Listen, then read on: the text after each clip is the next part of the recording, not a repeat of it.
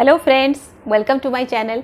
Friends, ये money manifestation series का 7th video या फिर लास्ट वीडियो है।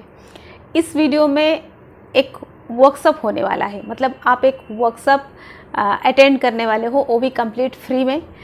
इसमें जो सारे एक्टिविटीज़ होंगे उसमें आपको पार्टिसिपेट करना है।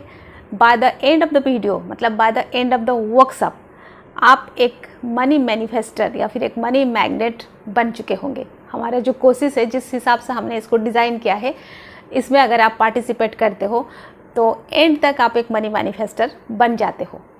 इससे पहले 6 वीडियोस ऑलरेडी आ चुके हैं मनी मैनिफेस्टेशन सीरीज का। अगर आप लोगों ने नहीं देखा है या फिर आप लोगों में से जिसने वो सारे वीडियोस नहीं देखा है, जाके 1 बाय 1 करके वो सारे वीडियोस देख लीजिए। 1 2 3 4 5 6 ऐसे करके सारे वीडियोस देख लीजिए। तो अब ये वर्कशॉप में क्या होने वाला है ये मैं बता देती हूँ आप लोगों को। इस वर्कशॉप में मैं आप लोगों से कुछ क्वेश्चन करने वाली हूँ। जो एक्टिविटीज़ रहेगा वो ऐसा है कि मैं आप लोगों से कुछ क्वेश्चन करने वाली हूँ। उस क्वेश्चन का आपको आंसर करना है, आंसर देना है। उसके लिए आपको आंसर कहीं और नहीं देना है या फिर कमेंट में नहीं लिखना है, मुझे नहीं भेजना है, कुछ नहीं करना है। वो आप एक पेन एंड पेपर रखो, उसमें आप सारे आंसर्स लिखो। आपके आंसर आपको पता हो, किसी को डिस्क्लोज करने की, किसी को बताने की या फिर इसको डिस्प्ले करने की कोई ज़रूरत नहीं है। By the end of the workshop हम लोग डिस्कस करेंगे कि जो क्वेश्चंस मैंने पूछा एंड जो आपका आंसर है, उस हिसाब से हम उसको एनालाइज करेंगे कि आप एक मनी मैनिफेस्टर बन चुके हो या ऑन द प्रोसेस हो, या फिर आपको बहुत कुछ अभी भी सीखने की ज़रूरत है। ये सारा चीज़ हम at the end of the workshop discuss करेंगे। तो फिर बिना लेट किए चलिए शुरू करते हैं आज का ये वर्कशॉप। एंड हाँ, उससे पहले आप लोगों को एक काम करना है, ये चैनल को सब्सक्राइब करना है, बाकी आपकी मर्जी। Hello friends, good morning. My name is Rinita Patnaik. I am a physical and a mental fitness counselor. I advise, suggest and help people how to stay fit both physically as well as mentally. And my passion is to live and let live a healthy and happy life. तो friends, चलिए जानते हैं आज का ये workshop के बारे में। ये वर्कशॉप का स्टेप्स क्या है या फिर क्राइटेरिया क्या है, ये मैं आपको पहले बता देती हूँ। इसमें मैं आप लोगों को 10 क्वेश्चंस पूछने वाली हूँ। आपको अपने पास पेन एंड पेपर रखना है, उसका आंसर आपको उस पेपर पे लिखना है। वो जो कि आपके पास रहेगा, आपको बताने की ज़रूरत नहीं है या यहाँ पे सेंड करने की ज़रूरत नहीं है, कुछ नहीं है। वो जो क्वेश्चंस के आंसर होंगे वो भी बहुत छोटे होने वाले हैं, शॉर्ट होने वाले हैं, कोई लॉन्ग आंसर नहीं है उसका। आप इसको या तो येस में आंसर करोगे या फिर नो में आंसर करोगे, या फिर ज़्यादा से ज़्यादा आप बोल सकते हो कभी कभी या थोड़ा थोड़ा, ऐसे कुछ हो सकता है। तीसरा आंसर अगर होता है तो। ये हो गई इसके बारे में। एंड इसमें मैं आप लोगों को जो 10 क्वेश्चन पूछने वाली हूँ, फर्स्ट 3 क्वेश्चंस एक जनरल क्वेश्चन रहेगा जो कि सबके लिए सेम है। उसके बाद नेक्स्ट 2 क्वेश्चन ये सिर्फ आपको आप ही के बारे में पूछा जाएगा, मतलब हर एक का आंसर ये अलग होगा, क्योंकि आपका जो ड्रीम है, आपका जो डिज़ायर है, उस हिसाब से ये क्वेश्चन रहेगा, उसका आंसर सबका अलग होगा।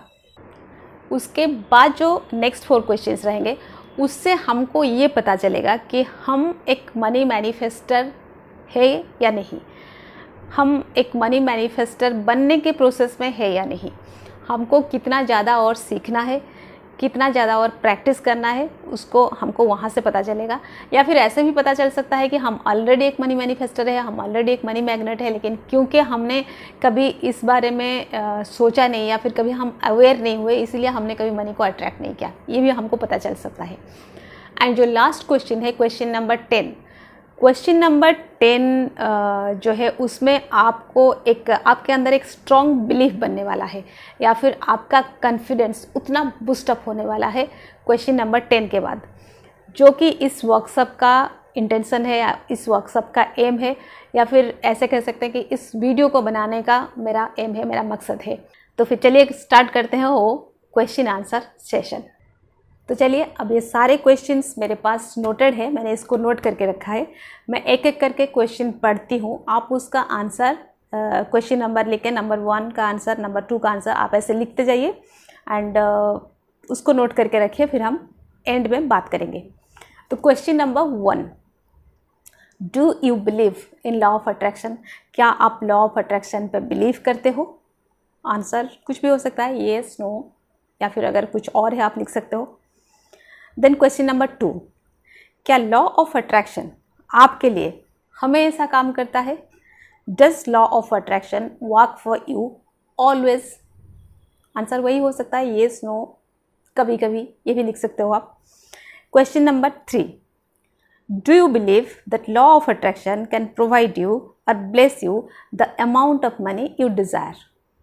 क्या आपको ऐसा लगता है, क्या आप ये बिलीव करते हो कि लॉ ऑफ अट्रैक्शन आपको उतना मनी प्रोवाइड कर सकता है या उतना मनी ब्लेस कर सकता है जितना आप डिज़ायर रखते हो या जितना आप चाहते हो? Yes, no, whatever it may be. Next question number 4। हाँ, क्वेश्चन नंबर 4, जैसे मैंने कहा था फर्स्ट 3 क्वेश्चंस जनरल होंगे, ये हो गया जनरल क्वेश्चन। क्वेश्चन नंबर 4 जो है वो पर्टिकुलरली आपके लिए है। आपका जो आंसर होगा वो सिर्फ आपका ही होगा, इसलिए आप इसको अपने हिसाब से सोच के लिखिए। ये क्वेश्चन नंबर 4 है, आप जितना पैसा मैनिफेस्ट करना चाहते हो आप उसको लिखिए। मतलब आप ऐसे लिख सकते हो, आई वॉन्ट टू मैनिफेस्ट और I want to attract 1 lakh rupees, आपको ये लिखना है। तो आपके लिए वो 1 लाख रुपीज़ है, आपके लिए 10 लाख रुपीज़ है, आपके लिए वो 50,000 है, आपके लिए वो 70,000 है, जो भी है ये आपकी मर्जी, ये आपके ऊपर डिपेंड करता है। तो आप इसको लिखिए, I want to attract 1 lakh rupees from the universe, ये भी आप ऐड कर सकते हैं, लेकिन जो भी आपको चाहिए आप उतना ही लिखिए। ये है question number 4। Next question number 5। अब जो अमाउंट आपने लिखा क्वेश्चन नंबर 4 में, मान लीजिए आपने क्वेश्चन नंबर 4 में 1 लाख लिखा कि I want to attract 1 lakh rupees.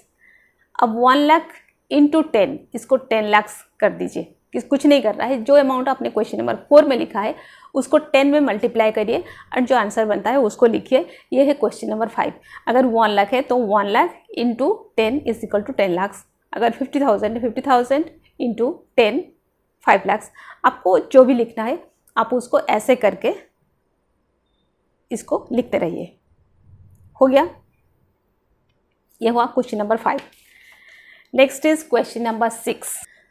अब जो आपने क्वेश्चन नंबर 5 में उसको 10 टाइम्स करके लिखा, मान लीजिए आपका आंसर था 1 लाख, आपने उसको 10 टाइम्स किया 10 लाख। तो ये क्वेश्चन इसी बारे में है, क्वेश्चन नंबर 6 जो है इस बारे में है कि do you believe that law of attraction can bless you or can provide you 10 lakh rupees? आपने 1 लाख के लिए डिज़ायर बनाया था। अब मुझे बताइए, क्या आपको लगता है कि लॉ ऑफ अट्रैक्शन आपको 10 लाख ब्लेस कर सकता है, या फिर क्या आपको लगता है कि आप 10 लाख अट्रैक्ट कर सकते हो? क्वेश्चन ये है, क्या आपको लगता है कि आप 10 लाख जो भी अमाउंट है उसमें डालिए, इसको, ये क्वेश्चन का मतलब क्वेश्चन वही है, आप उसका आंसर लिखिए। क्या आपको बिलीव होता है, क्या आपको लगता है कि आप 10 लाख अट्रैक्ट कर सकते हो? येस और नो, ये आंसर लिखिए, या फिर कुछ थर्ड अगर आंसर है आपके पास वो भी लिख सकते हैं। ये हो गया क्वेश्चन नंबर 6। अब क्वेश्चन नंबर 7। क्वेश्चन नंबर 7 में मैं फिर से आपको पूछना चाहूँगी, do you believe in law of attraction? क्या आप लॉ ऑफ अट्रैक्शन पे बिलीव करते हो? क्वेश्चन नंबर 8, इसमें मैं आपको फिर से पूछूंगी, क्या लॉ ऑफ अट्रैक्शन आपके लिए हमेशा काम करता है? रिपीटेड क्वेश्चन है ये, क्या लॉ ऑफ अट्रैक्शन आपके लिए हमेशा को काम करता है? आप फिर से इसका आंसर लिखो। कोई ज़रूरी नहीं कि ये आंसर पहले आंसर का जैसा सेम होगा, हो सकता है यहाँ पे आपका आंसर अलग भी हो सकता है, लेकिन जो आपको लगता है आप वही लिखिए। क्वेश्चन नंबर 9, क्या आपको लगता है कि लॉ ऑफ अट्रैक्शन या यूनिवर्स आपको अभी 10 लाख ब्लेस करेगा? मतलब आप 1 लाख चाहते थे लेकिन उसका 10 टाइम्स, जो भी है आप जितना चाहते थे उसका 10 टाइम्स लॉ ऑफ अट्रैक्शन आपको प्रोवाइड करेगा या ब्लेस करेगा, या फिर आप अट्रैक्ट कर पाओगे उसका 10 टाइम्स? क्या आपको ऐसा लगता है? हो गया क्वेश्चन, ये था, कितना नंबर था क्वेश्चन? नंबर 9 शायद। ओके, यहाँ पर हम ब्रेक लेते हैं, इसके बाद हम लास्ट क्वेश्चन एकदम लास्ट में डिस्कस करेंगे। यहाँ पर हम एनालाइज करेंगे। फिर से हम जाते हैं क्वेश्चन नंबर 1 से, हम देखेंगे आंसर हमने क्या क्या दिया। फर्स्ट क्वेश्चन था, do you believe in law of attraction? मुझे लगता है ज़्यादातर लोगों का आंसर येस होगा, क्योंकि अगर आप लॉ ऑफ अट्रैक्शन पे बिलीव नहीं करते तो आप ये वीडियो नहीं देख रहे होते। अगर फर्स्ट क्वेश्चन का आंसर ये है तो आप लॉ ऑफ अट्रैक्शन के प्रोसेस में हो। अगर क्वेश्चन नंबर 2 का आंसर येस है तो भी आप लॉ ऑफ अट्रैक्शन के प्रोसेस में हो। अगर नो है तो आप यहाँ मैं कहूँगी कंफर्म हो, ठीक है, क्योंकि नो के लिए भी आप कंफर्म हो, वो चाहे पॉजिटिव आंसर हो नेगेटिव आंसर हो, आप उसको मानते हो नहीं मानते हो, आपको जो भी लगता है आप श्योर हो कि हाँ मेरे लिए लॉ ऑफ अट्रैक्शन हमेशा काम नहीं करता, आप यहाँ कंफर्म हो। ये नो को ये येस में कन्वर्ट करना आसान है। अगर आपका आंसर है कभी कभी तो आप डाउट में हो। तो क्वेश्चन नंबर 3 ये है कि do you believe that law of attraction can provide you or bless you the amount of money you desire. तो ये आंसर आपका प्रीवियस आंसर जैसा सेम रहेगा। आप अगर पहले से येस येस बोलते आ रहे हो ये येस होगा, अगर नो बोलते आ रहे हो शायद ये नो होगा। अगर आप डाउट में हो तो यहाँ पे भी आप शायद डाउट में होंगे, या फिर आप चाहते हो डेस्परेटली करके आप हाँ भी बोल सकते हो, ऐसा भी हो सकता है। क्वेश्चन नंबर 4, 5 आपका पर्सनल क्वेश्चन था, जो आप चाहते थे आपको वो बताया गया, वो पूछा गया, आपने वो लिखा है एंड उसका 10 टाइम्स भी आपने लिखा है। क्वेश्चन नंबर 6 है जो है वो बहुत ट्रिकी क्वेश्चन था कि क्या आप बिलीव करते हो कि आप जो चाहते हो उसका 10 टाइम्स भी लॉ ऑफ अट्रैक्शन आपको ब्लेस करेगा। अगर आपका आंसर यहाँ पे नो है, राइट, या फिर अगर यहाँ पे आपका आंसर डाउटफुल है, इसका मतलब भी वही है कि आपने अभी तक लॉ ऑफ अट्रैक्शन को ठीक से नहीं जाना है। जिन लोगों ने येस लिखा है उनके पॉइंट ऑफ व्यू से अगर मैं बोलूँ तो वो ये है कि लॉ ऑफ अट्रैक्शन अगर मेरे लिए काम करता है, लॉ ऑफ अट्रैक्शन अगर मुझे 1 लाख ब्लेस करता है तो 10 लाख से ब्लेस करेगा। अगर मैं लॉ ऑफ अट्रैक्शन के हिसाब से 1 लाख अट्रैक्ट कर सकती हूँ तो मैं 10 लाख भी अट्रैक्ट कर सकती हूँ। हाँ, ये अलग चीज़ है कि मुझे कितना ज़रूरत है या फिर मेरा नीड कितना है, उस हिसाब से ना मैं अट्रैक्ट करूँगी, उस हिसाब से ना मैं अपना ड्रीम बनाऊँगी। तो मुझे 1 लाख की ड्रीम है वो अलग बात है, लेकिन मुझे अगर 10 लाख का ड्रीम होगा या फिर मुझे अगर 10 लाख का ज़रूरत होगा तो मैं वो भी अट्रैक्ट कर सकती हूँ, या फिर लॉ ऑफ अट्रैक्शन मुझे वो भी ब्लेस कर सकता है। जब आप ऐसे वाला थॉट बनाते हो या ऐसे वाले थॉट में आप हो, तब आप एक रियल मनी मैनिफेस्टर हो या एक रियल मनी मैग्नेट हो, या फिर आप लॉ ऑफ अट्रैक्शन को इतने अच्छे से जान चुके हो, ये कहा जाएगा।